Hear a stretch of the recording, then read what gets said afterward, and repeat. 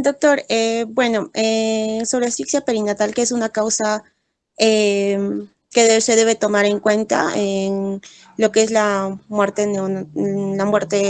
neonatal, y que para esto debemos ver lo que son diversos factores de riesgo, tanto mm, como antecedentes de la madre, o también llevar un buen control del embarazo.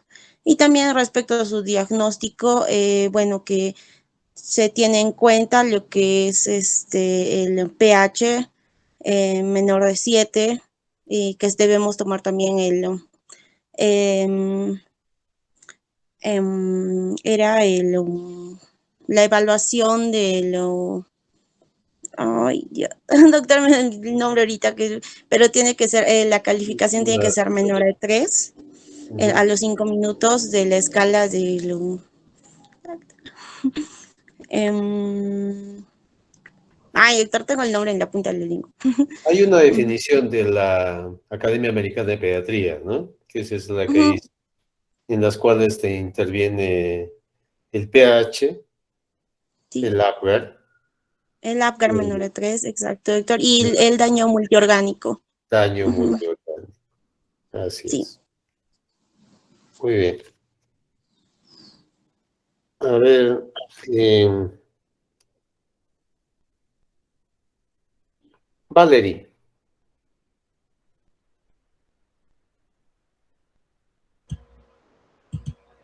Buenas tardes, doctor. Hola, Valerie. ¿Qué tal? ¿Qué cambios hay en la frecuencia cardíaca en el feto, la frecuencia cardíaco fetal, cuando una mamá está en sufrimiento fetal? Doctor, disculpe, se escuchó un poquito entrecortado. ¿Podría? Ujú. ¿Qué cambios hay en la frecuencia cardíaca del feto cuando la mamá está en sufrimiento fetal agudo? Que la mamá está en sufrimiento. Ujú. Va a haber,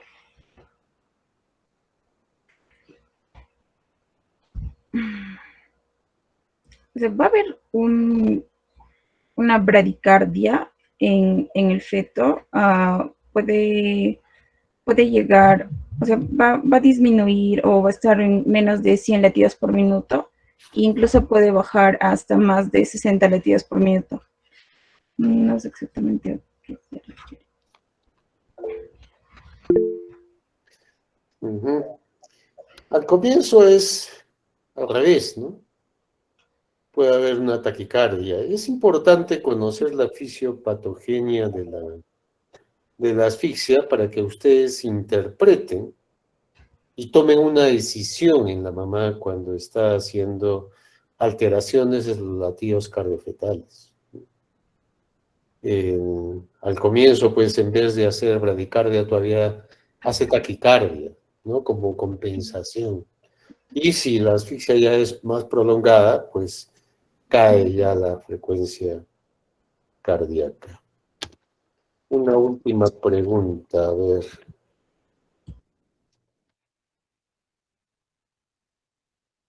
Teo,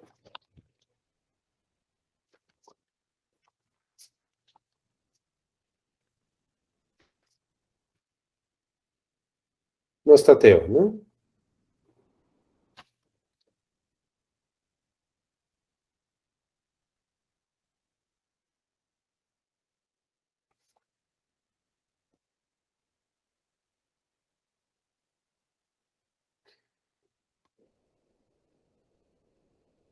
Valeria Torre,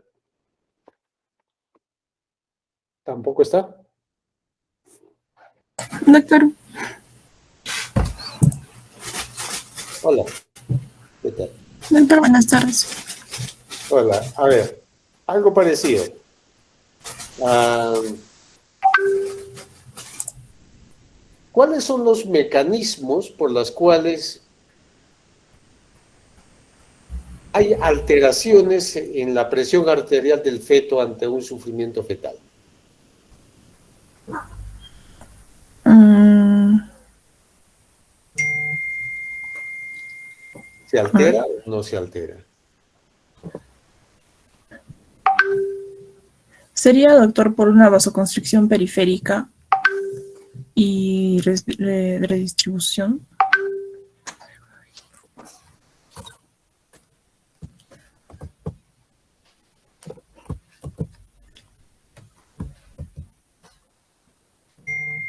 No sé si le estás averiguando, Valeria. No, doctor, la verdad. Andrea. Valeria. Es por... hay una compensación para proteger órganos vitales, ¿no? Al comienzo aumenta la presión arterial. Es igual que en la frecuencia cardíaca. Al comienzo la presión también aumenta. Y aumenta para proteger órganos vitales, ¿no? Y esos 3 órganos vitales son muy importantes, que es el corazón, el cerebro y las glándulas suprarrenales, ¿no? Entonces, ahí hay un aumento de presión como especie de compensación para proteger esos 3 órganos, ¿no? Y después ya hay una baja, ¿no? Esa presión. Cuando ya baja la presión y no se recupera, es cuando ya se produce el daño cerebral, ¿no? Lo que conocemos como encefalopatía hipóxico-isquémica. Muy bien, ¿podemos empezar? Cuando ustedes quieran. Sí, doctor, buenas tardes, compañeros todos. Vamos a hablarles ahora sobre la asfixia perinatal. No sé si ya está. Ahora sí. Siguiente, por favor. Bien, vamos a iniciar con la definición. Y la asfixia perinatal va a ser aquella alteración grave que se va a dar en el intercambio gaseoso de recién nacido, esto como consecuencia de las diferentes noxas.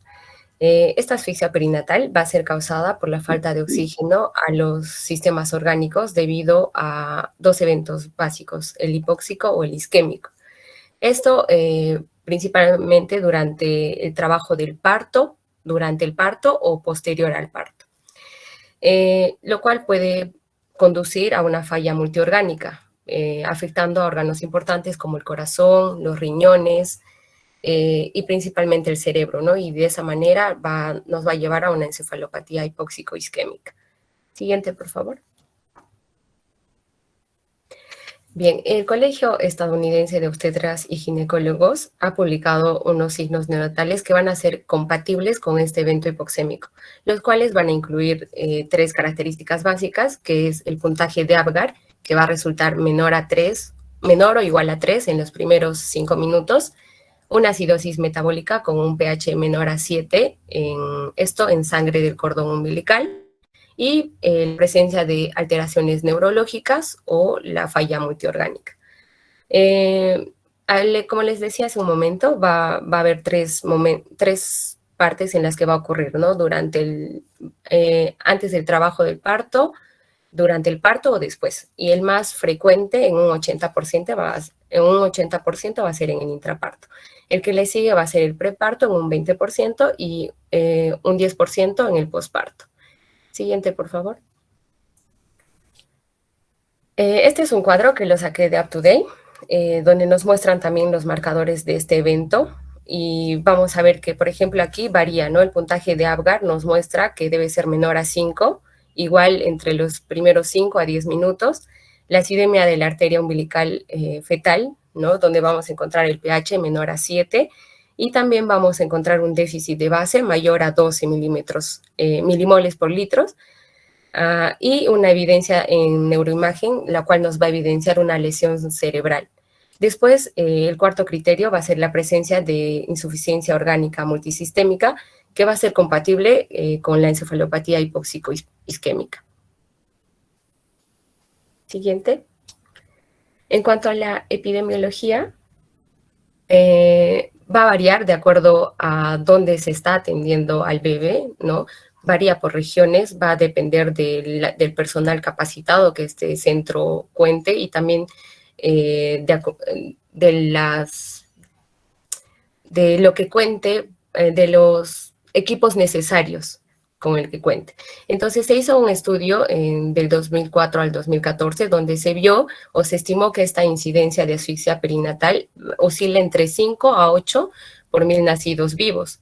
En cuanto a la incidencia de la encefalopatía hipóxico-isquémica, esta fue aproximadamente de 1 por 1000 nacidos vivos. Lo que quiere decir que si tenemos, por ejemplo, 8 pacientitos que están con asfixia perinatal, al menos uno de ellos va a sufrir la encefalopatía hipóxico-isquémica. Ahora, el riesgo de asfixia perinatal va a ser mayor en países con recursos limitados, ¿no? Y además es una de las principales causas tanto de morbilidad como de mortalidad infantil. La asfixia va a representar también una de las principales causas de muerte en el periodo neonatal y según la OMS se estima que más de 1 millón de estos recién nacidos van a sobrevivir a esta asfixia, pero alguno de ellos o la mayoría va a presentar secuelas, ¿no? Secuelas como parálisis cerebral infantil, problemas de aprendizaje o problemas del desarrollo tanto físico como mental. Siguiente. En cuanto a los mecanismos de asfixia, vamos a tener 5 principales mecanismos. Primero vamos a tener la interrupción de la circulación umbilical. Aquí vamos a contar con los accidentes de cordón, ¿no? Como los prolapsos, los circulares, o incluso puede haber la presencia de nudos que van a impedir que haya una buena circulación. El segundo es la alteración del intercambio de gases en la placenta. Y esto, por ejemplo, vamos a evidenciarlo cuando hay un desprendimiento prematuro de la placenta, ¿no? Lo cual va a interrumpir que haya un adecuado intercambio de gases. Otro mecanismo es el riesgo materno inadecuado de la placenta. Y aquí vamos a tener, por ejemplo, las famosas placentas calcificadas o las placentas envejecidas, ¿no? Que igual van a dificultar el intercambio gaseoso adecuado. Otro mecanismo es el deterioro de la oxigenación materna. En este caso ya también el problema es de la mamá, que no va a oxigenar de forma adecuada. Y esto debido a que tiene problemas crónicos, ¿no? Puede, por ejemplo, problemas pulmonares como el EPOC, como el asma, o quizás una insuficiencia cardíaca, ¿no? El siguiente mecanismo es la incapacidad de recién nacido para la adaptación al medio. Sobre todo se va a dar en los prematuros. Siguiente, por favor. Ya, en cuanto a la etiopatogenia, vamos a ver que a esta hipoxia va a llevarnos diversas causas. Por ejemplo, la oxigenación de la materna, como les acabo de explicar, la circulación materna también, el intercambio de gases que está alterado, la circulación umbilical y la tensión del feto neonatal. Todo esto nos va a llevar a una isquemia y por ende la falla de energía. A su vez, va a provocarnos un daño celular y posteriormente una muerte celular, provocando lo que habíamos dicho, la secuela en el niño. Siguiente. Bien, ahora vamos a hablar de los factores de riesgo y vamos a ver que va a haber maternos. Aquí vamos a ver hemorragias, por ejemplo, en el tercer trimestre. Puede haber infecciones, ya sea infección urinaria o coriamnionitis.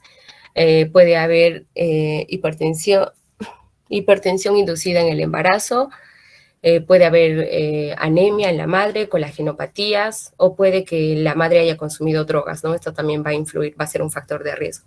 También tenemos factores de riesgos obstétricos, como el líquido amniótico meconial, el uso de medicamentos como la oxitocina, el trabajo parto prolongado, o un parto innecesario, ¿no? Que no es fisiológico, como la cesárea, o la ruptura de membranas. Siguiente, por favor. Otro factor de riesgo son los factores uteroplacentarios, donde vamos a tener anomalías del cordón, ya sea circular del cordón, un prolapso de las anormalidades placentarias también, como la placenta previa o el desprendimiento prematuro, como les comentaba, las alteraciones de la contractilidad uterina, ¿no? Ya sea hipotonía o hipertonía uterina, o anormalías uterinas anatómicas, como el útero bicornio. También vamos a tener antecedentes fetales como la alteración de la frecuencia cardíaca, ya sea que presente bradicardia, taquicardia o arritmia, la percepción de disminución de movimientos fetales por la madre, la prematuridad, también el bajo peso va a influir, la macrosomía fetal, los fetos múltiples o un retraso en el crecimiento intrauterino. Siguiente.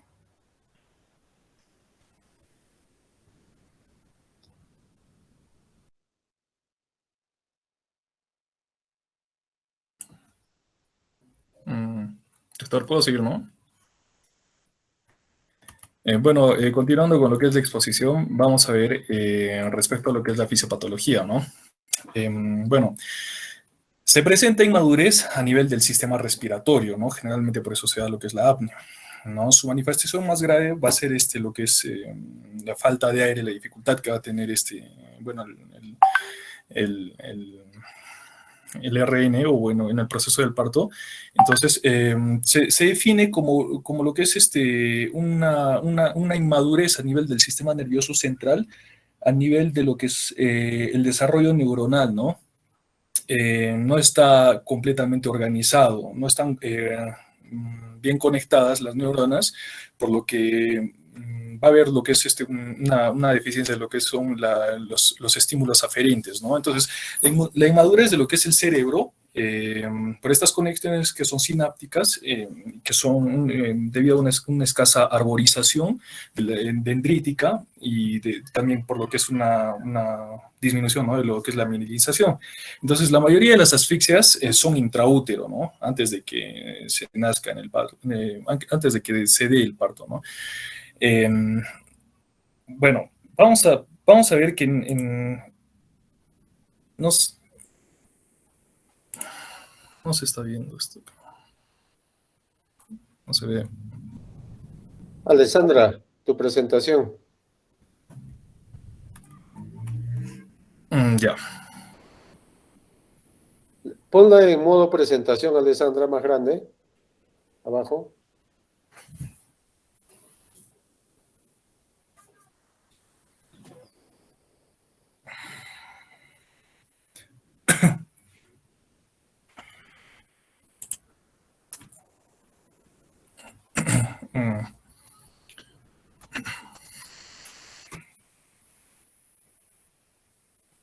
No le está respondiendo, creo, la presentación, Alessandra. Esperemos un ratito.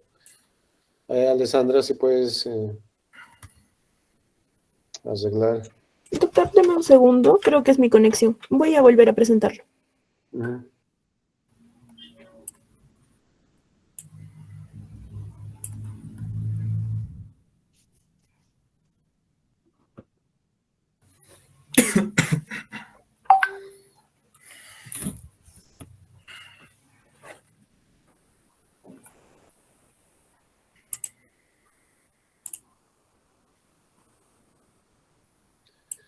¿No te funciona el Power para modo de presentación? Yo lo presento, si no, un segundo, por favor, doctor. A ver.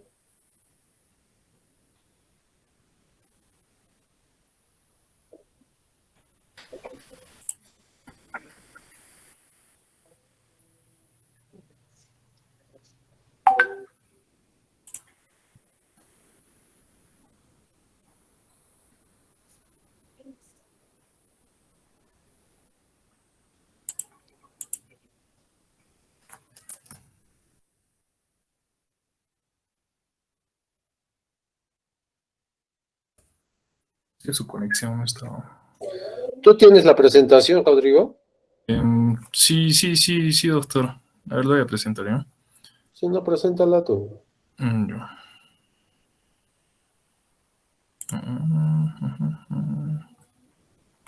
¿Dónde está? Acá está. Ya. Bueno, ya le está presentando. Y entonces, voy a continuar, ¿ya? Entonces, con lo que respecta, vamos a hablar sobre este esquemita. Es un esquema de apnea primaria y secundaria, donde en el eje vertical vamos a ver tres factores, ¿no? Uno que es el boqueo por minuto, vamos a ver lo que es la frecuencia cardíaca por minuto y la presión arterial en milímetros de mercurio, ¿no? Entonces, y en el eje horizontal, vamos a ver lo que es el tiempo que va a transcurrir, ¿no? Bueno, desde el inicio de la asfixia, ¿no? Entonces, cuando inicia la asfixia, vemos que el recién nacido va a intentar respirar, ¿no? Vamos a ver que hay unos boqueos, aproximadamente llega a un pico de 6 al primer minuto, más o menos, ¿no? Entonces, el feto intenta tal vez compensar de alguna manera, ¿no? Lo que tiene, ¿no? La deficiencia de oxígeno que va a tener. Esto va a estar acompañado de esfuerzos musculares, va a durar de 1 a 2 minutos aproximadamente. Luego aparece lo que es la apnea primaria, ¿no? Que es donde vamos a buscar restablecer la respiración mediante los estímulos que se va a hacer al feto, ¿no? Aplicándole masajes, ¿no? Estímulos sensoriales, que va a durar generalmente de 1 a 3 minutos, ¿no? Después el estímulo, después de estos estímulos va a reaparecer de forma espontánea lo que son los boqueos en un intervalo que son que van a ser pues regulares, ¿no? Pero va a haber un vigor del boqueo que va a ser decreciente, ¿no? Y va a ir durando poco a poco, va a ir disminuyendo poco a poco, ¿no? Entonces, en este periodo, ya, y esto va a estar acompañado junto con lo que es la frecuencia cardíaca y la presión arterial, que va a ir variando de acuerdo a lo que es la disponibilidad de oxígeno y la carencia, ¿no? A ver, vamos a explicar mejor. En el siguiente cuadro está un cuadrito un poquito más claro, en el cual vamos a diferenciar estas alteraciones por etapas, ¿no? Etapa 1, 2, 3 y 4. Entonces, en el feto van a haber movimientos respiratorios, que son solo los de movimiento que vamos a ver en la imagen 1, en el cual él busca compensar esa falta de oxígeno, ¿no? Cuando hay estos movimientos respiratorios, esta falta de oxigenación a nivel de los tejidos, va a haber una compensación, ¿no? Por parte del organismo, que es respecto a lo que es la frecuencia cardíaca, ¿no? Va a ir aumentando y junto con él va a ir aumentando también de forma paulatina lo que es la presión arterial, ¿no? Una vez que pasa esto, va a haber lo que es una apnea primaria, donde va a haber un descenso un descenso de la respiración que va a ser breve, y junto con esto van a descender también lo que es la frecuencia cardíaca y lo que es y la presión arterial todavía va a seguir, ¿no? Tratándose de mantener. En el apnea primaria vamos a tener que cuando en el apnea primaria se va a tener la característica de que el RN va a tener la posibilidad de recuperarse de forma más rápida, ¿no? Que en el apnea secundaria, ¿no? Y tiene estos procesos compensatorios. Luego viene otra vez lo que es el proceso del boqueo o el jadeo, ¿no? Los cuales son acompañados de musculatura respiratoria para poder respirar, ¿no? Entonces, en estos periodos va a haber lo que es taquicardia, va a haber una constricción a nivel periférica y una vasodilatación a nivel central, ¿no? Para proteger órganos blandos, órganos nobles, como por ejemplo el corazón, el cerebro y las glándulas suprarrenales, ¿no? Entonces, el flujo renal acá se va a mantener, va a haber una vasoconstricción a nivel pulmonar que hacen que los shunts permanezcan permeables, ¿no? Y esto, mantiene el volumen de lo que es la sangre, ¿no? Que va a profundizar el sistema nervioso central y el miocardio. Siguiente, por favor.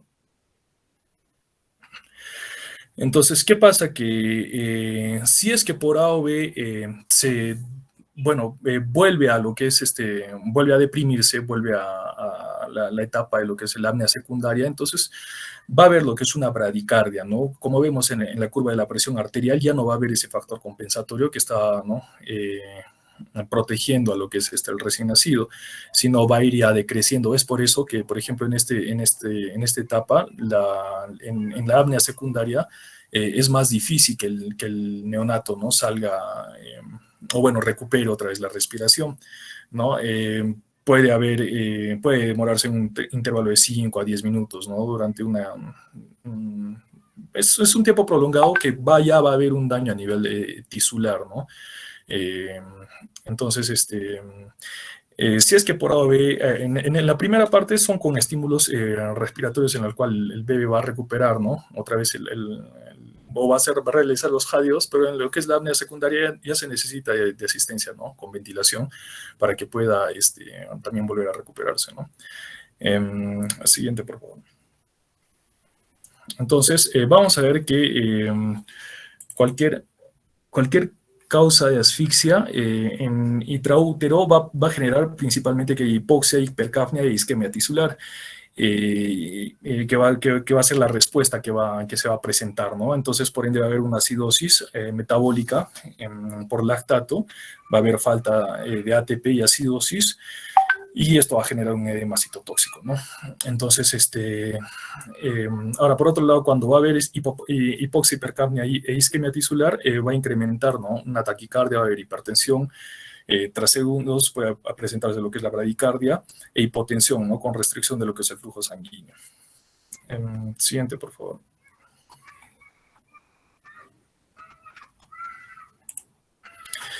Ya, la encefalopatía hipóxica isquémica va a ser una consecuencia, ¿no? De lo que es la deprivación de oxígeno a lo que es el cerebro, es una de las consecuencias más importantes que va a haber. La falta de energía en las neuronas va a causar una disfunción de lo que son las bombas iónicas, ¿no? Liberadas, la cual va a liberar aminoácidos que son excitatorios, ¿no? Entonces, se van a abrir canales de calcio y otros cationes que van a ser también liberados, lo cual va a provocar un daño celular con muerte celular y va a haber también una liberación de radicales libres. Esto va a generar una inflamación que a su vez va a aumentar, ¿no? Lo que es el daño celular. Entonces, básicamente, por ahí es donde se genera todo este daño, ¿no? Principalmente parte de lo que es la falla energética celular, por lo que es la hipoxis, ¿no? Entonces, siguiente, por favor.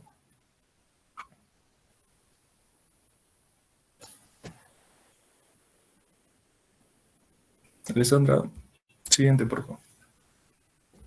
Ya, entonces, esta es una consecuencia que va a ser grave y va a tener bueno, va a ser debido, ¿no? A una vascularización que todavía es primitiva, en desarrollo. El flujo sanguíneo cerebral es irregular.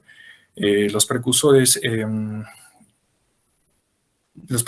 de los oligodendrocitos son más vulnerables a los aminoácidos que son excitatorios, ¿no? Y también a nivel de los radicales libres. A partir de la 37ª semana, esta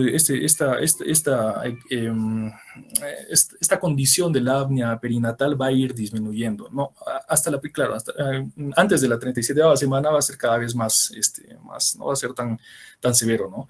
Entonces se va a presentar con mayor severidad en lo que es prematuros. Entonces, dentro de lo que son los hallazgos clínicos, bueno, a nivel de lo que es la reanimación del asfixiado, se espera, pues, va a haber una respuesta, pues se espera una respuesta neurológica, pero por lo que es la inmadurez del sistema nervioso, esta respuesta va a ser, pues, nula, ¿no?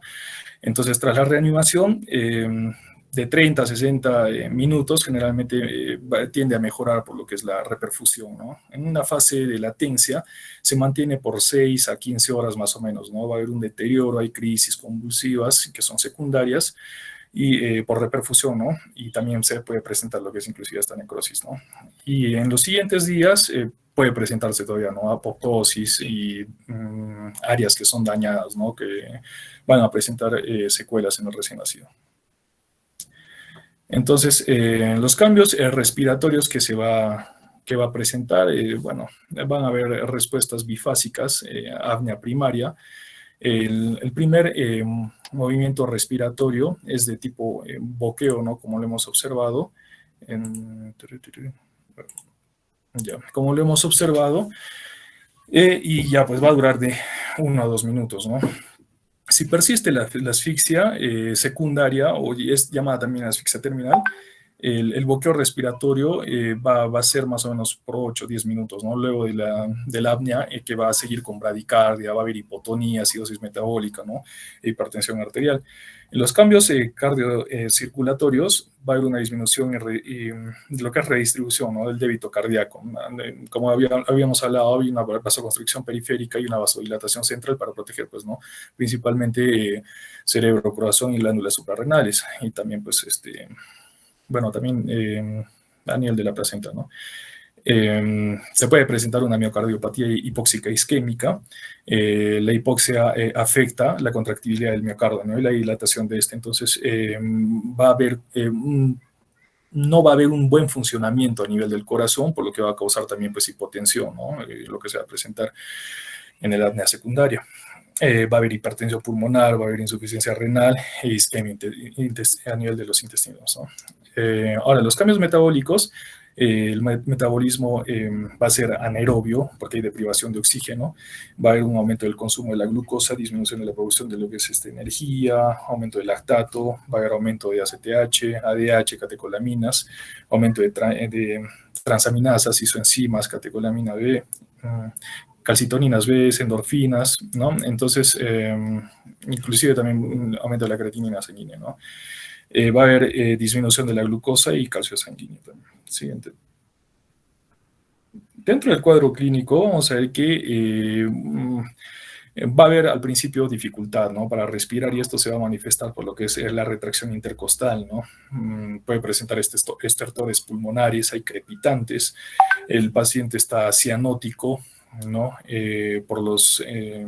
Va a tener esfuerzo y llanto. Generalmente, bueno, se va a dar apnea porque a nivel de lo que es la faringe, como es todavía inmaduro, los músculos encargados, que es el ingenio gloso y el ingenio ioideo, no van a estar todavía bien fortalecidos, ¿no? Entonces, ¿qué va a causar esto? Que la faringe colapse, ¿no? Entonces, no va a haber una buena respiración al momento que el bebé nace, y una presión negativa que va a generar los pulmones debido a que va a querer respirar, ¿no? Entonces, esa presión negativa por jalar aire de afuera hacia adentro colapsa, ¿no? Colapsa y esto empeora, por ejemplo, también con lo que es la posición, ¿no? El paciente va a estar irritable, por lo que es la hipoxemia, va a haber una acidosis respiratoria que es crónica, ¿no? Por aumento de lo que es el dióxido de carbono, por valores encima de 50, y se puede presentar también lo que es edema pulmonar, ¿no? Por lesión del lecho vascular pulmonar y la hipoxia crónica. Siguiente, por favor. Entonces, a nivel del sistema nervioso central, es tal vez los daños más severos que se va a presentar, ¿no? Que está por la asfixia, la hipoxia y la hipercapnia. Entonces, esto es lo que va a hacer va a estar mediado por lo que es el óxido nítrico, y va a haber qué cosa, va a haber ciertos cambios a nivel de lo que es el cerebro, ¿no? Como vasodilatación cerebral, va a haber un aumento del flujo vascular, un aumento de la glicólisis anaerobia, disminución de lo que es el pH intracerebral.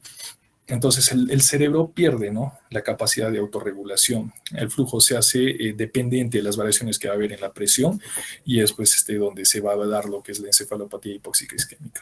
Siguiente, por favor.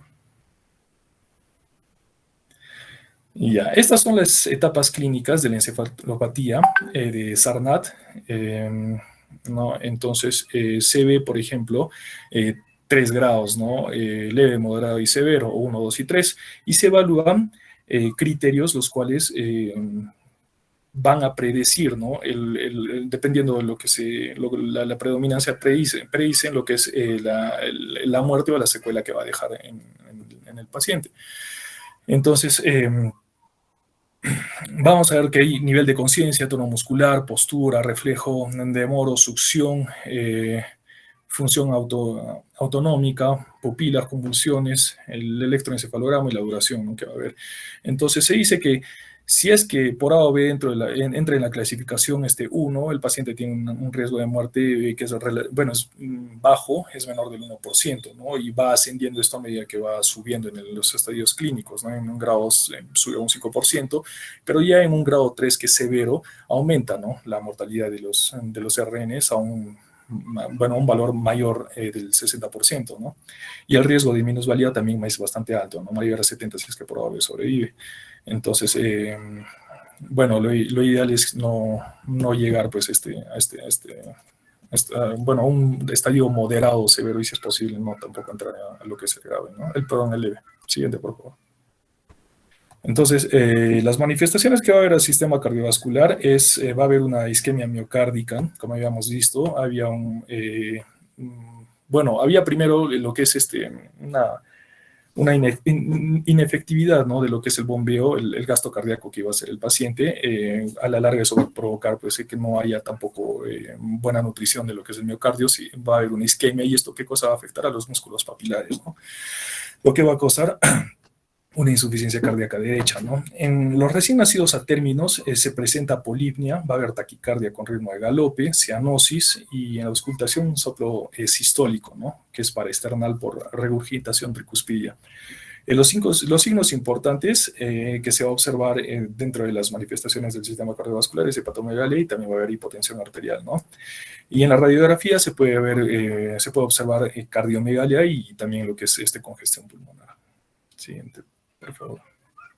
Ya, en el sistema respiratorio va a haber, hemos visto que va a haber, pues, obviamente hipoxemia, porque no va a haber oxígeno, va a haber acidosis, va a haber una vasoconstricción, ¿no? De la vasculatura pulmonar, un aumento de la resistencia del área de la arteria pulmonar y corto circuito de lo que es de derecha a izquierda, ¿no? Este cuadro se va a denominar hipertensión pulmonar persistente en estos pacientes, ¿no?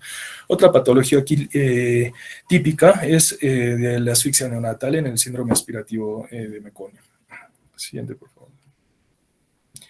A nivel de riñones y vías urinarias, bueno, al principio va a estar conservado, pero después va a haber una disminución de lo que es la perfusión renal, por lo que va a haber una redistribución, ¿no? del débito cardíaco, o sea, tratar de conservar esto, ¿no? Entonces, esto puede generar que haya una necrosis tubular aguda, depósito de mioglobina, y también pues lesión tisular, ¿no? Presenta lo que es oliuria, retención nitrogenada, hipertensión, ¿no? Hasta inclusive una parálisis vesical.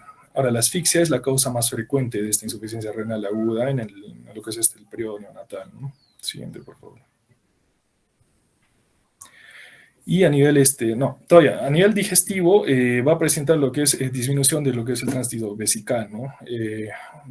Como hemos visto, va a haber el compromiso sistémico es bastante, a medida que va pasando más tiempo va habiendo mayor daño, ¿no? El paciente va a presentar lo que son úlceras por estrés, una necrosis intestinal, ¿no? Es probable que también haya factores etiológicos como enterocolitis necrotizante, ¿no? En el paciente. En la imagen derecha podemos observar, ¿no? El siguiente, por favor. Entonces, y por último vamos a ver lo que son sistemas hematológicos, el compromiso a nivel de sangre y del hígado, ¿no? Y también un compromiso metabólico. Entonces, va a haber un daño a nivel de lo que es el endotelio capilar, que produce consumo de productos de coagulación, ¿no? Lo que va a agravar la menor producción hepática, y esto conlleva a lo que es el SID, ¿no? Con una coagulación intravascular diseminada, ¿no? Y a nivel metabólico hay aparición de acidosis metabólica por la medición de la pH que se hace en la arteria umbilical del cordón.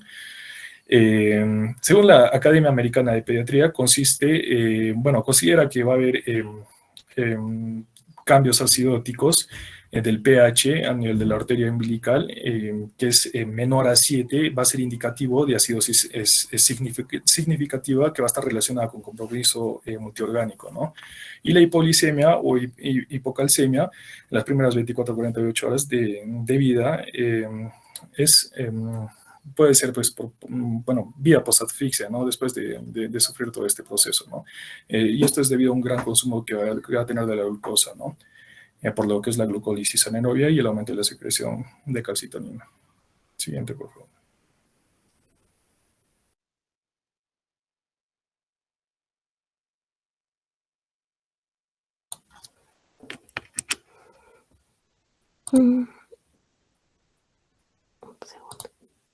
Ya.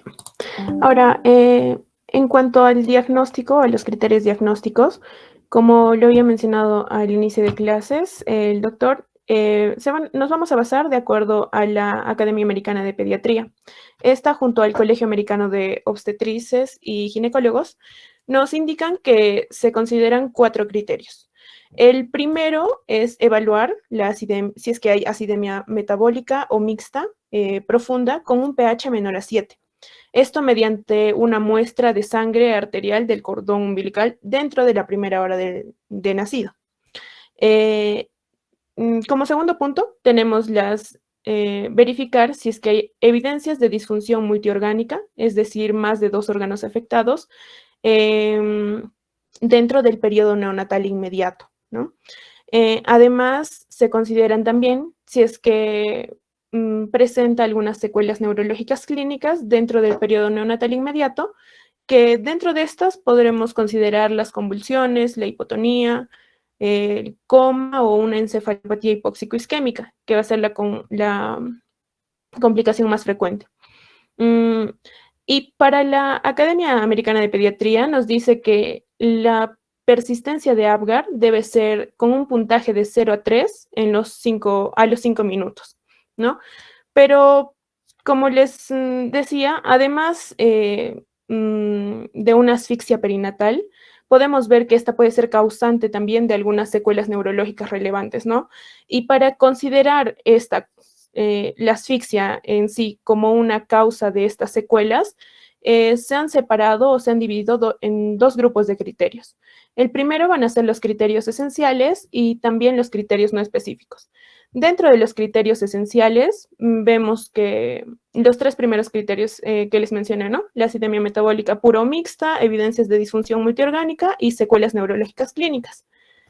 Pero el Apgar varía en esta consideración. En los criterios no específicos vamos a encontrar que el Apgar debe estar en un puntaje de 0 a 6 a los 5 minutos.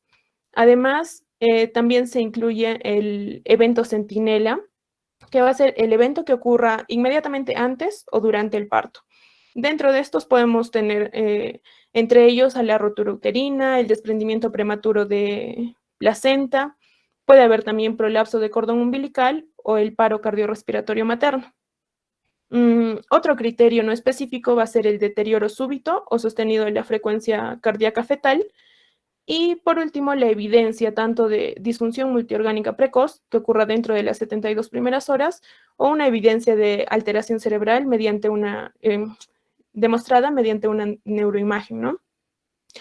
Estos criterios no específicos, de manera independiente, tal vez no nos orientarían muy bien, pero cuando los vemos todos estos de manera conjunta, vemos que podrían ser causantes de una secuela neurológica relevante. Ahora, hablando sobre los exámenes auxiliares, primero nos abocaremos a lo que es laboratorial. Dentro de los exámenes a solicitar, exámenes de laboratorio a solicitar, vamos a tener el AGA, como vimos, para demostrar si es que puede haber una acidemia metabólica pura o mixta. Este preferentemente va a ser tomado de la sangre del cordón umbilical dentro de las primeras horas, ¿no? Ver también, no dejar de lado la glicemia o el hemoglucotest, porque podemos ver que lo que podría ocurrir es que se pueda presentar una hipoglicemia seguida de la hiperglicemia que se produce al inicio, ¿no? Para esto vamos a tener que administrar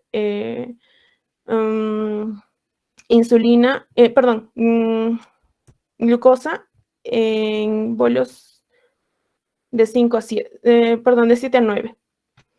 En cuanto al hematológico, al laboratorio hematológico, vamos a solicitar el hemograma completo, un perfil de coagulación y el tipo sanguíneo también. Y para el examen completo de orina, este se va a solicitar junto con el control de la diuresis, porque podríamos sospechar que se produzca una necrosis, que se estaría produciendo una necrosis tubular aguda, ¿no?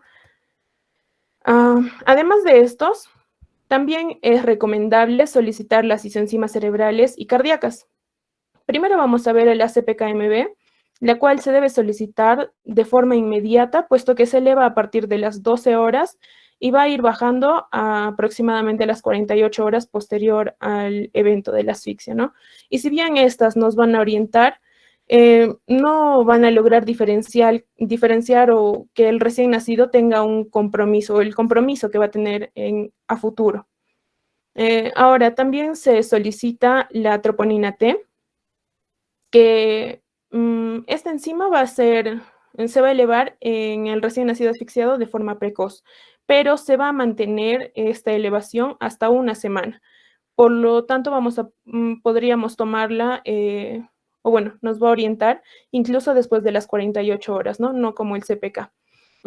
Si encontramos que el valor de la troponina T va a estar sobre 0.1 microgramo por litro, esto nos va a indicar que va a haber una isquemia miocárdica. Ahora, en cuanto a la troponina I, también se solicita idealmente la toma, como hemos visto de todos estos exámenes, la toma del cordón umbilical y ya a las 72 horas de vida. Si es que logramos tener preferentemente estos parámetros, o bueno, esta toma adecuada, vamos a lograr tener una especificidad del 86% y una sensibilidad del 88% con la troponina I. Además, un valor predictivo negativo de 85% y valor predictivo positivo de 85%. ¿Y cuándo vamos a ver que estos valores son de riesgo de alarma? Cuando este valor va a estar aproximadamente en 0.35 microgramos por litro, nos va a orientar sobre una hipoxia perinatal. Mientras que si el valor va a estar aproximadamente en 4.6 microgramos por litro, este va a significar un alto riesgo de muerte neonatal. Continuando con los exámenes auxiliares, vemos que también vamos a requerir el apoyo imagenológico, ¿no? Primero podríamos solicitar una ultrasonografía craneal, que en esta vamos a lograr diferenciar durante los primeros días tras el evento de la asfixia un incremento difuso, generalmente homogéneo, en la ecografía, lo que nos va a hacer sospechar sobre un edema cerebral, ¿no? Que puede estar ocurriendo aquí. Aquí vemos en la imagen, las flechas nos señalan aquí el probable edema, ¿no? Igual aquí. En cuanto a la asfixia, si es que vamos a ver una asfixia moderada y grave, se recomienda realizar esta imagen en las primeras 24 horas y luego vamos a repetirlas con intervalos de 24 a 48 horas durante todo el periodo agudo de la enfermedad. Ahora, si es que hablamos de la radiografía tóraco-abdominal, vamos a ver que esta se va a solicitar principalmente porque, como hemos visto en el cuadro clínico, podría haber una cardiomegalia, podría haber un edema pulmonar, podría haber también hilo paralítico, ¿no? Ahora, la tomografía craneal. Dentro de la tomografía craneal vamos a ver que esta prueba es particularmente útil para el seguimiento de la asfixia, ya que estas lesiones se van a hacer más evidentes varias semanas después de la agresión.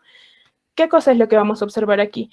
Va a haber una hipodensidad córtico-subcortical bilateral y va a haber también la pérdida de diferenciación de la corteza, ¿no?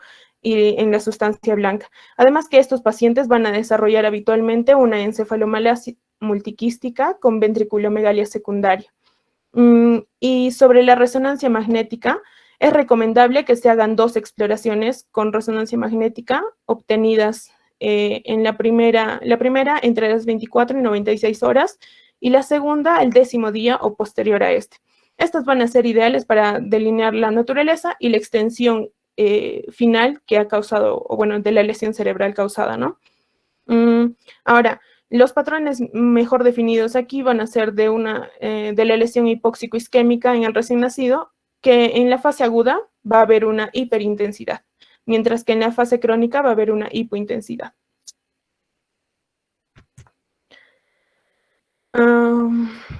Ya. En cuanto a los diagnósticos diferenciales, como hemos visto, ningún signo clínico es muy específico. Entonces, ¿cómo vamos a sacar o orientarnos a los diagnósticos diferenciales. Para esto vamos a prestar una mayor importancia o mayor atención a los antecedentes perinatales que deben estar consignados en la historia clínica, la disfunción neurológica presente al nacimiento, el curso dinámico también durante los primeros días y la precocidad de las convulsiones. Aparte de esto, vamos a ver si es que hay o no la presencia de disfunción o lesión en los diversos órganos, ¿no? Y los resultados de las pruebas complementarias, particularmente de la resonancia magnética. Esto nos va a orientar a saber si es que podríamos no estar hablando de una hipoxia isquémica aguda, sino hipoxia isquémica cerebral, perdón, sino que no esté causada por asfixia perinatal, sino por efecto de las drogas o de la anestesia materna. Puede ser por una hemorragia aguda, una hemorragia intracraneal aguda. Hay malformaciones del sistema nervioso central, podría haber una enfermedad neuromuscular o cardiopulmonar. También algunos impedimentos mecánicos de la ventilación, como podría ser una obstrucción aérea, neumotórax, efusión pleural, ascitis o una hernia, ¿no? O por otro lado, podríamos estar hablando que ha sido causado por una infección, un shock séptico o una hipotensión.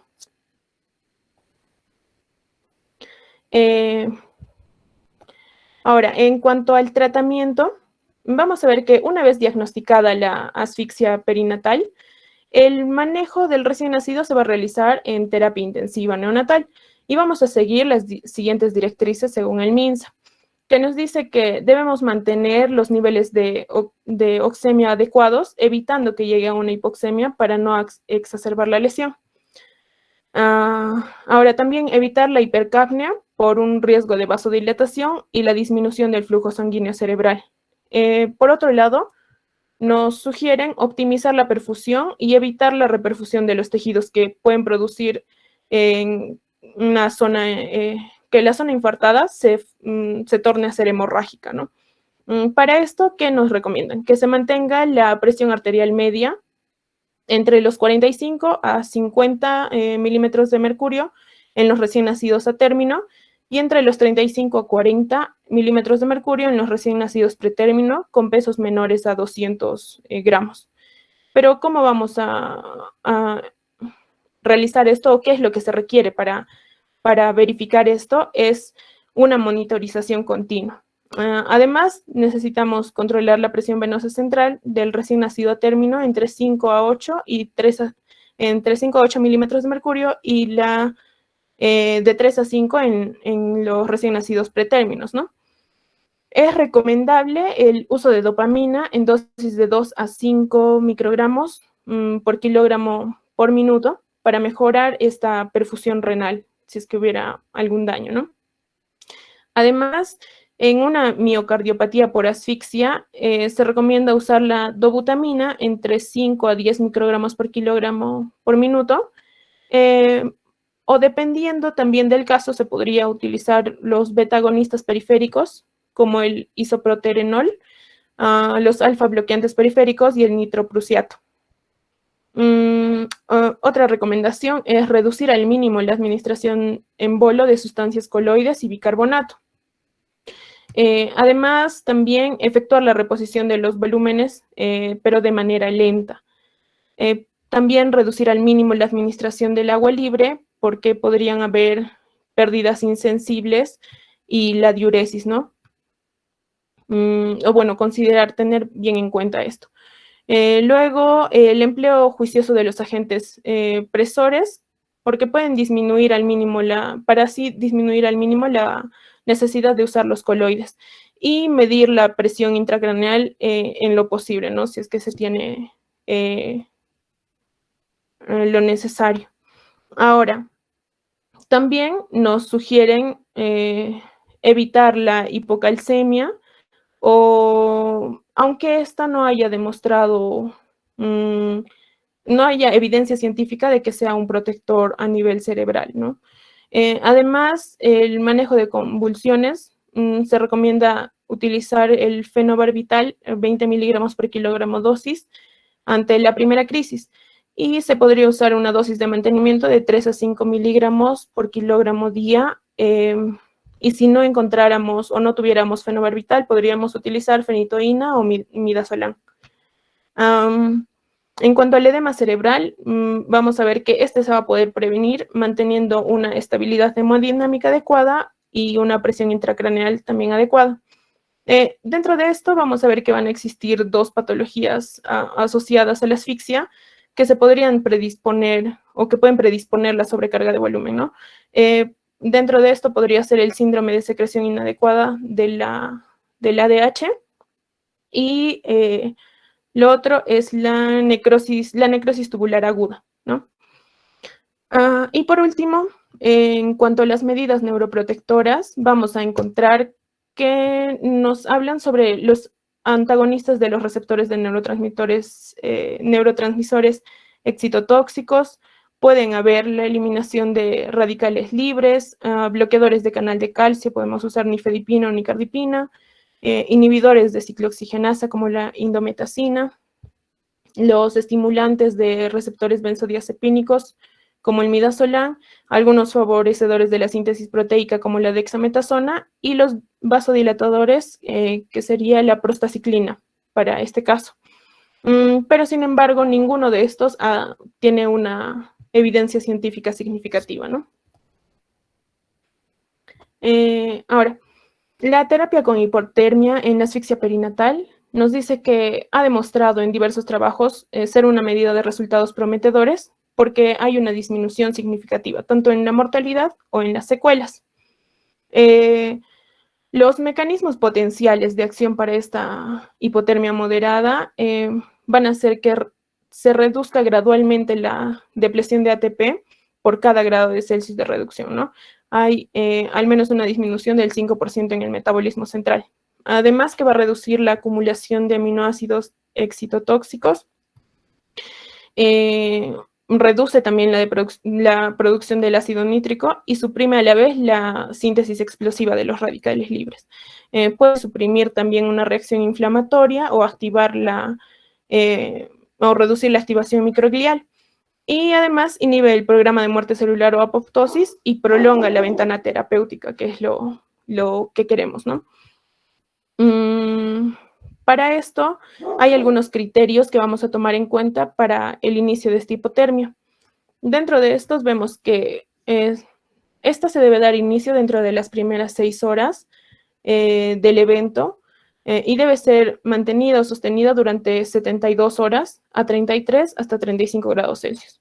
Esto nos va a hacer una neuroprotección más efectiva, va a hacer que sea más efectivo. Ahora, también debemos tener acceso al cuero cabelludo para hacer el electroencefalograma.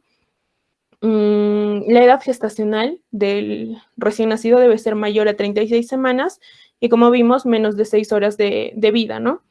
El pH debe estar menor a 7 o debe haber una déficit de base mayor o igual a 16 milimoles litro. Esto lo vamos a obtener haciendo el AGA extrayendo la sangre del cordón umbilical, ¿no? O si es que no ha sido posible esto, también se puede evaluar en cualquier sangre obtenida, en cualquier muestra de sangre obtenida dentro de la primera hora después del nacimiento. Si es que hablamos de una encefalopatía moderada y grave, también va a ser uno de los criterios de inclusión y además se debe tomar en cuenta que tenga uno de los siguientes puntajes, ya sea una puntuación de APGAR de los 10 minutos menor a 5 o una reanimación continua, ya sea por ventilación asistida, compresiones torácicas o medicamentos cardíacos, ¿no? Estas van a ser iniciadas al nacer y continuadas durante al menos 10 minutos. Y así como hemos visto criterios de inclusión, también van a considerarse algunos criterios de exclusión. Dentro de los criterios de exclusión podemos tomar en cuenta las anomalías cromosómicas mortales, si es que hay alguna infección vírica congénita, ya sea sistémica y sintomática. Además, si es que hay alguna infección bacteriana sistémica, sintomática también, y si es que hay diatesis hemorrágica o una hemorragia intracraneal grave.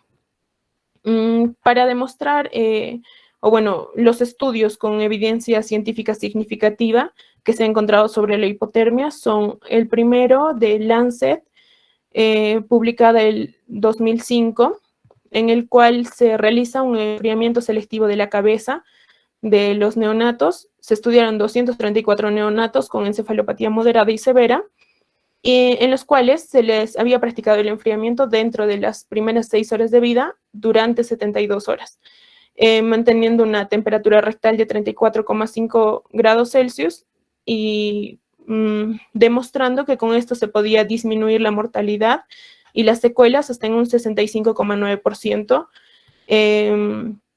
desde un 65,9% a un 47,6%, ¿no?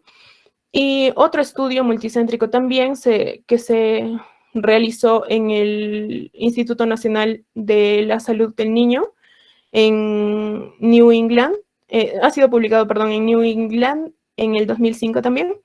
Y en este estudio se realizó a 208 neonatos, en los cuales igual se les mantenía con una temperatura corporal, pero sobre los 33,5 grados Celsius en las mismas 72 horas, y lo que demostró una eficacia, una disminución a cerca del 30% de las encefalopatías severas, ¿no? Ahora, en cuanto al pronóstico y seguimiento. A todos los recién nacidos con alteraciones graves en el examen neurológico se les debe realizar un examen neurológico al nacer y un perfil evolutivo estático. Dentro de estas vamos a ver si es que presentan alteraciones neurológicas graves a los 18 meses. Vamos a ver que si es que hay mayor gravedad y una mayor duración de la asfixia, nos va a resultar en disfunciones orgánicas mayores, ¿no? Principalmente va a haber un daño neurológico a corto, mediano y largo plazo. Ahora, la incidencia de las secuelas neurológicas en los supervivientes es de 20 hasta el 45%, y dentro de este 20 a 45%, 40% de ellos van a ser mínimas y 60% van a ser graves. Guiándonos un poco con la clasificación de Sarnat, vemos que el pronóstico, si es que es un paciente con encefalopatía grado 1, va a haber un 100% de evolución normal en la mayoría de casos, ¿no? Si es que tiene encefalopatía grado 2, va a haber un 80% de evolución normal, y mientras tanto, si es que hay una encefalopatía grado 3, es muy probable que el 50% de pacientes fallezcan y el otro 50% tengan severas secuelas neurológicas. Además, vemos que todos los pacientes con asfixia, antes de ser dados de alta, o bueno, previos a su ingreso, deben recibir adiestramiento, ya sea a los padres o familiares o quien se va a quedar a cargo de esta persona, ¿no? Debe estar este manejo guiado por la institución correspondiente de donde se le haya tratado. Ahora, también debe tener programada una cita para la valoración por el servicio de psicología, para la integración al núcleo familiar y el seguimiento del desarrollo. Además, que todo paciente con asfixia neonatal, incluso más los que tengan algunas alteraciones en el electroencefalograma, en los potenciales auditivos, visuales y sensoriales, o alguna imagen que haya demostrado esto, deben continuar su seguimiento por pediatría al menos hasta los 5 a 7 años de vida. Eso sería todo. Gracias, doctor. Muy bien, pasemos a la parte de intervenciones. Si tienen alguna intervención, algún comentario, alguna pregunta, duda.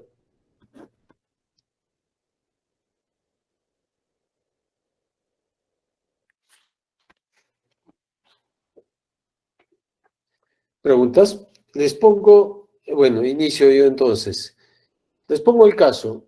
Ustedes están en un centro de salud, están con un niño que ha tenido una asfixia severa en las condiciones que nosotros no tenemos para hacer hipotermia cerebral con esos casquitos en los cuales se baja la temperatura. ¿Qué harían ustedes para referir o cómo lo referirían a ese paciente? ¿Dónde están los tres de la exposición, por favor?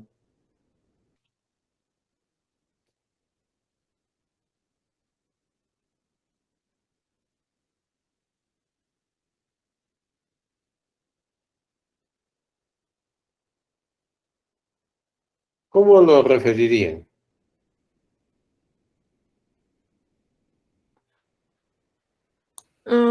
Doctor, bueno, lo primero, iniciar todos los papeles, ¿no? De la No, transferencia.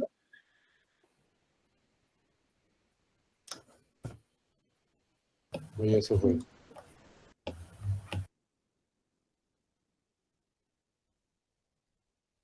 Bueno, con ustedes dos. Doctor, doctor, disculpe, la luz en mi casa se ha ido. Ahorita está entrando en mi celular. A ver. Ya, doctor. Bueno, lo primero, como decía, se tendría que hacer la coordinación lo antes posible para una transferencia. Además, brindarle en lo posible la oxigenoterapia, ¿no? Bueno, condicional también de acuerdo al cuadro clínico del paciente. Canalizarlo, ya tener una vía ya sea periférica o umbilical. Ver en su examen de laboratorio, si es que de acuerdo a la glicemia que tenga, administrar, bueno, depende, ¿no? Si es que tiene una hipoglicemia, que podría ocurrir posterior a una hiperglicemia, administrar la infusión de glucosa. Otro, si es que no hay ninguna contraindicación o, bueno, enfermedad sistémica, no. Una ETS de la madre podría iniciarse también con la lactancia materna. ¿Qué dicen? El resto, algo que comentar.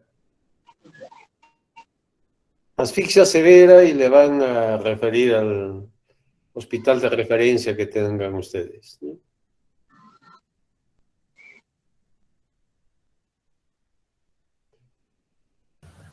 Para referir se supone que ya han estabilizado, ¿no? Probablemente ese es un niño que ha estado en un proceso de asfixia prolongada, por lo tanto han demorado ustedes en sacarlo al bebé. Después de 10, 15 minutos recién ha estado más o menos estable, ya respirando, pero no se pueden quedar con ese niño en el hospital, en el centro de salud, ¿no? Lo tienen que derivar al hospital. Entonces, Alessandra nos ha dicho que le va a poner una vía, dependiendo de la glicemia, ¿sí? Le va a poner oxígeno. Esas dos cosas. Y no entendí lo de la lactancia materna. Según a la condición, doctor, del paciente, se le podría iniciar ya con la lactancia materna si es que está estable, pero en este caso, si es que ha sido grave, muy probablemente no se le va a poder, ¿no?, iniciar esto. ¿Qué dicen? Maybel, Rodrigo.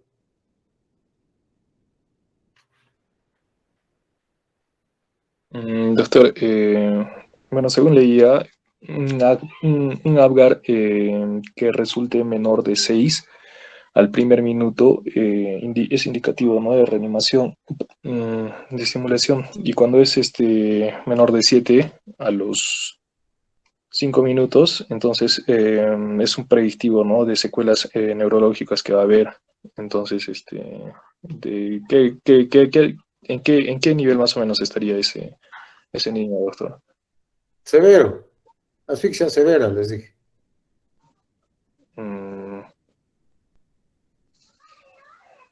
Bueno, doctor, sería pues llevarlo con lo que es ventilación. Con ventilación tendría que ir, ¿no? Para referirlo. Básicamente para compensar lo que es la falta de oxígeno que está teniendo. También tendríamos que mantener la presión arterial, doctor, acompañado a todo lo que ya han dicho. Y la presión corporal también, 36,5 grados, al menos, ya que no se cuenta con esta terapia del frío, ¿no? ¿Cómo saben ustedes si un niño nace y no respira? ¿Y cómo sabrían si está en apnea primaria o en apnea secundaria? Va a depender de la evolución, doctor.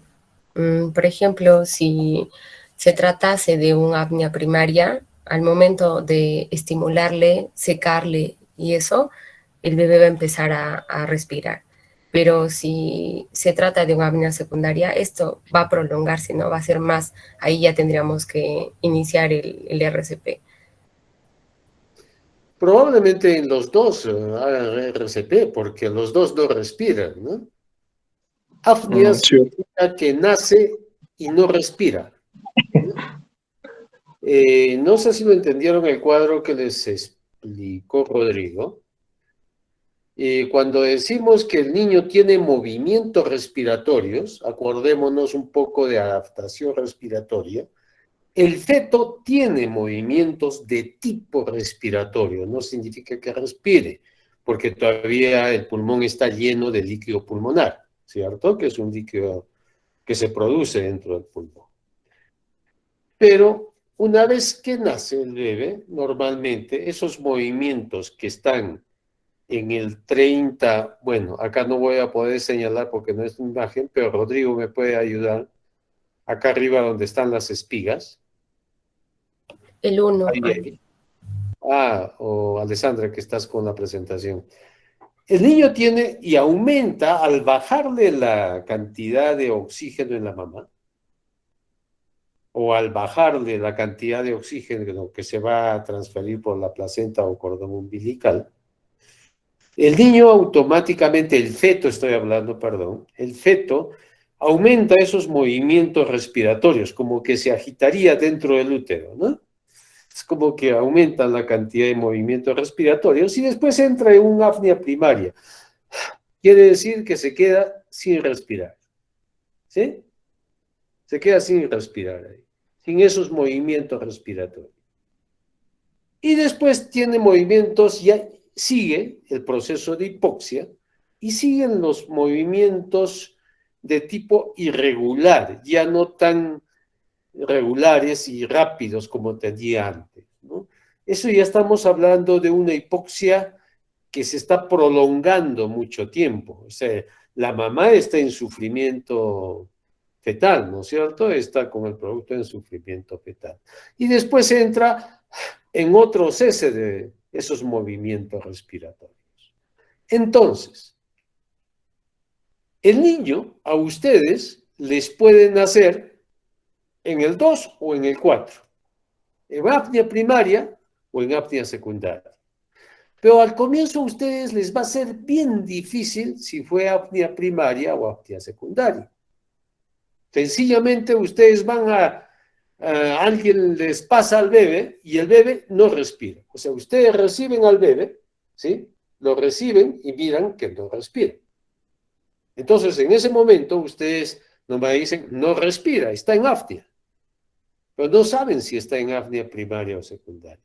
En ese momento, ustedes me van a empezar con el proceso de atención y reanimación de ese niño, no con el secado, aspiración. Si no respira, lo estimulan, si no lo estimulan, comienzan a ventilar, y eso es antes del minuto de vida. ¿Sí? Hicieron todo eso. Pero hay algunos niños que con las primeras ventilaciones o con la estimulación, ¡guau!, comienzan a llorar. Entonces, esos son los niños que estuvieron en apnea primaria, o sea, no estuvieron mucho tiempo intraútero hipóxicos. Por lo tanto, la recuperación es rápida. Justo ustedes atendieron el parto, nació el bebé en apnea primaria.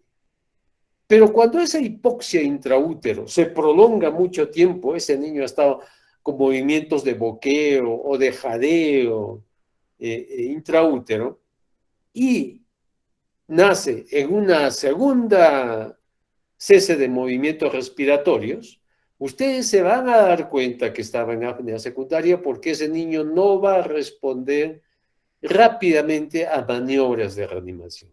Probablemente ese niño va a tener una ventilación prolongada, van a llegar a masaje cardíaco o incluso a medicamentos. ¿Sí? Ventilación probablemente que sea más de 5 minutos.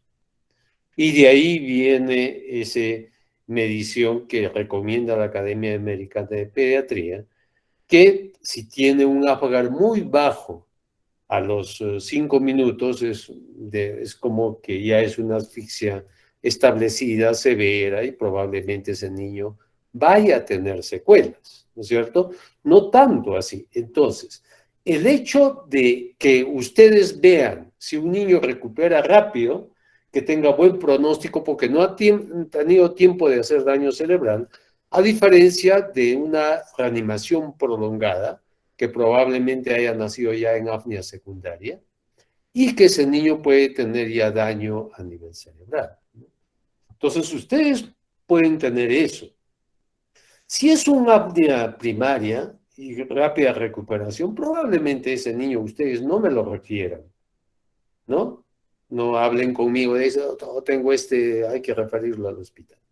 No, probablemente ese niño vaya bien, hay que observarlo, por ahí si necesita oxígeno, los primeros minutos, ¿no? Y si va bien, pues ese niño puede ir lo que decían con lactancia materna.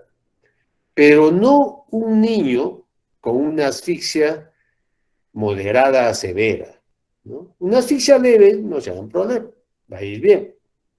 Pero una asfixia moderada a severa, probablemente no vaya bien, ¿no? Entonces, estos niños van a tener secuelas probablemente o van a tener complicaciones multiorgánicas. Entonces, tienen la necesidad de referir. Entonces, ¿qué es lo más importante para un niño de asfixia moderada, severa, o que haya recuperado lentamente sus funciones cardiorrespiratorias? Primero, ustedes me lo tienen que poner en NPO, en reposo gástrico. Le tienen que poner un endovenoso. Le tendrán que poner oxígeno. Y el asunto discutible sería la temperatura. Para referencia, yo siempre les digo, hay que tener en cuenta 3 hipos que se pueden presentar. Un niño puede presentar hipotermia, hipoglicemia e hipoxia. Hipoglicemia, hipotermia e hipoxia. Yo tengo que evitar esos 3. Si ustedes a un niño que esté deprimido dicen, puede tener trastorno metabólico, ustedes le van a poner reposo y le van a poner un endovenoso. Un endovenoso con una dextrosa. Vamos a aprender bien a utilizar un endovenoso, concentraciones, volumen de infusión de glucosa. Eso todos ustedes lo van a aprender a hacer cuando hagamos líquidos y después hipoglicemia. Entonces, pero desde ahora ya saben que tienen que poner un endovenoso, una dextrosa. Para evitar más la hipoxia, pues tendrán que utilizar oxígeno adicional, ¿no? El oxígeno lo pueden utilizar ustedes por cánula binasal, por mascarita o por un halo de Huth. ¿Sí? ¿Cuál es la otra? Que pueden utilizar un CPAP artesanal. ¿Cuál es la otra? Si pueden intubar y traerlo al niño ventilando, como dijo Rodrigo, ¿no? Puede que el niño pues no respire bien. Después incluso de un proceso de reanimación prolongada, y van a tener que venir con el niño ventilando, ¿no? Intubado. Y el tercero sería la temperatura, ¿no? Normalmente en todos los niños prematuros o en los que están con infecciones, que no regulan bien la temperatura, hay que darles calor adicional. Entonces, abrigarlos, ya hemos hablado de termorregulación. Pero en estos niños, ustedes me han dicho que se beneficiarían de una hipotermia. Más bien, ¿no es cierto? Que el daño cerebral es menos con una hipotermia. ¿Ustedes podrían hacer eso? No. Porque eso se hace en un hospital donde estén preparados para hacer el proceso de hipotermia antes de las 6 horas de vida, en niños mayores de 36 o más semanas, ¿no? No se hacen prematuros. Y que esté controlado la temperatura y las funciones vitales de este niño mediante un monitor, ¿no? La temperatura se controla por unas sondas permanentes que está asociado al monitor. Esas sondas nosotros le ponemos al esófago, o hay también sondas rectales, donde permanentemente está monitorizado la temperatura. Esa temperatura debe ir entre 33,5 a 34,5 en promedio, ¿sí? Y mantenerlo pues, durante 72 horas. Ahora, una vez que hemos pasado las 72 horas, no es que tampoco lo calentamos rápido, eso también le produciría daño. Hacemos un calentamiento lento, ¿no? Bajando o subiéndole, en este caso, 0,5 grados por hora. Entonces, de 33,5 a me va a tomar unas 5 o 6 horas en calentarlo lentamente a ese niño, ¿no? No se calienta. O sea, no es un proceso que ustedes me puedan hacer en eso. Pero sí, hay un término que se llama temperatura ambiental, que para nosotros va bien con nuestro clima, que es no hacer nada más bien para calentar a ese bebé. Si nosotros a un bebé de este tipo no hacemos nada para calentarlo, me puede bajar hasta 35 grados centígrados, más o menos. Pero siempre hay que estar vigilando. Esto se llama hipotermia pasiva. O sea, hipotermia pasiva es no hacer mayor cosa para calentar, ¿no? Todavía está en discusión, no está probado, no está avalado ni registrado en medicina en evidencia. Entonces, hay que tener mucho cuidado con los problemas también que puede traer la hipotermia, ¿no? Que es el problema metabólico, ¿no? Que es la hipoglicemia, ¿no? Que es la hipocalcemia. Ya han visto en la fisiopatología de la asfixia, hay un paso del calcio intracelular, lo que arrastra también agua, ¿no? Hay una alteración de la bomba sodio-potasio, por lo tanto pasa el sodio y arrastra agua. Hay alteración del glutamato, que es un aminoácido excitatorio. Todo esto contribuye al edema cerebral, ¿no? Y a la presencia de convulsiones en este niño. Entonces, hay que vigilar la glucosa, hay que vigilar la temperatura, hay que vigilar todos los procesos bioquímicos que pueden estar alterados en este niño, ¿no? Entonces, de esa manera, ¿no? En todo caso, no permitan que se caliente mucho, pero tampoco que se baje mucho la temperatura, porque la hipotermia también tiene, cuando no es controlada, sus problemas. Si bien es cierto, puede mejorar algo, pues no sabemos qué otros daños le podemos estar produciendo a ese niño por la hipotermia. Todavía está en discusión todo este proceso, ¿no? ¿Ok? ¿Preguntas? A ver si hemos despertado la curiosidad de algunos.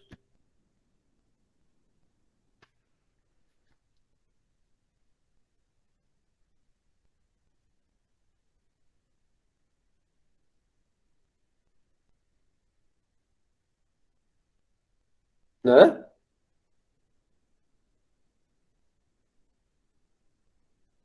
Doctor, buenas tardes. Nila, dime. Doctor, buenas tardes. Una pregunta. Por ejemplo, si un niño, un recién nacido, tiene una hipoxia, ¿no? En el momento del nacimiento, al momento del alta, para yo quizá decirle a la madre o la madre si me pregunta si ha tenido muerte neuronal o si va a tener algún, no sé, daño o algún trastorno a nivel del crecimiento, ¿qué pruebas yo puedo realizar para darle una respuesta exacta a la madre, ¿no? En la que su niño va a ser sano o no, doctor? ¿Qué dicen? Contéstele a Nila. Doctor, justo uno de los valores predictivos era lo que es el ADGAR, ¿no? El ADGAR, ¿no? Que a los 5 minutos cuando sale un puntaje menor de 7, sí predice, ¿no? Bastante lo que es un daño neurológico y secuelas que va a tener el niño. Y otra que también se hizo en lo que es la exposición, es la clasificación de Sarnat, ¿no? En el cual se evalúan los parámetros y se saca, pues, el daño que puede ser leve, moderado o severo, ¿no? En este caso, sí es en la clasificación de Sarnat un pronóstico, o bueno, o califica en el tercer grado, que es el severo, entonces diríamos que tiene un riesgo de minusvalía que es grave, que probablemente un 70% de estos pacientes, no, más del 70% de seguridad que va a tener secuelas, ¿no? Y disfunción a nivel del sistema nervioso central, ¿no? Pero si es, por ejemplo, un grado 1, entonces va a ser leve, ¿no? Menos del 1% en cuanto a lo que es minusvalías, ¿no? Ujú. Miren, si ustedes se supone que lo van a revisar el test de Sarnat y Sarnat, lo único que no podemos evaluar ahí es el electroencefalograma, ¿no es cierto? Que es el último parámetro. Pues no tenemos esa disponibilidad inmediata de repente para que ustedes evalúen eso. Pero los otros parámetros sí lo pueden evaluar. Y sí hay esa predicción que pues, ustedes pueden tener. Pero ante cualquier niño que nazca deprimido o asfixiado, ojo que es diferente, las definiciones son diferentes. La depresión, la depresión neurológica es una apreciación clínica, sobre todo por el examen, cómo nace ese niño. La asfixia perinatal es una definición operacional de acuerdo a los criterios que ya hemos dicho, que es el ABGAR, que es el pH, que es el compromiso multiorgánico. No todos lo van a tener. Ahora, ¿cómo sé si tienen compromiso multiorgánico? A las 24 horas yo les tengo que hacer las pruebas de si hay daño a nivel de corazón, ¿no es cierto? Ya han hablado de las troponinas. A nivel renal, urea, creatinina. A nivel hepático, le podrán transaminasas y todo el perfil hepático, ¿no es cierto? Pueden hacer todo eso y la ecografía transpontaneal. Esa es una evaluación que todo niño debería tener, sobre todo los asfixiados graves, deberían tener. Ustedes a todos estos niños, sea que sea leve o sea severo, que ya ha ido al hospital, ya ha regresado a su establecimiento con una contrarreferencia, tienen que hacer una evaluación del neurodesarrollo de acuerdo a los test, ¿no es cierto? Sea EDDP o cualquiera que utilicen para desarrollo del niño y ver cómo va su neurodesarrollo. Aparte de esto es una multidisciplinario, es una evaluación multidisciplinaria, porque después tiene que ayudar el otorrino para ver, sobre todo en los severos, si hay daño a nivel auditivo, ¿no? Con potenciales evocados auditivos. Igual el oftalmólogo, ¿no? Igual el neurólogo con electroencefalogramas, ¿no? O el de imágenes con las resonancias, que es lo ideal hacer un seguimiento, ¿no? Entonces es un poco multidisciplinario, ¿no? Pero sí les va a servir el saber los antecedentes del nacimiento y su evolución postnatal, ¿no? Para darle más o menos, pero no es que le digan, ah, ya sí, no va a pasar, no, hay que hacer el seguimiento. Hay que referir a los especialistas respectivos, siempre, sobre todo a los moderados y severos, ¿sí? ¿Algo más? ¿Alguna intervención más?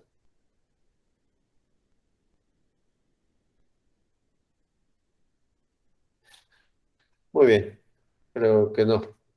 Entonces nos vamos a ver el día jueves con todos. 5 en punto, Alessandra. ¿Sí? Estoy bien, doctor. Listo.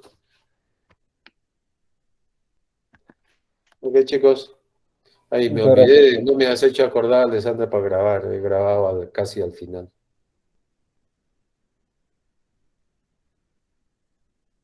Nos olvidamos. Con eso de la proyección de la pantalla se me fue, disculpe, doctor. Ya, pero siempre hay... No, todos, me acordar. Listo. Chao, chicos. Buenas tardes. Gracias, doctor. Hasta luego. Chao. Gracias, doctor. Chao con todos. Gracias, doctor.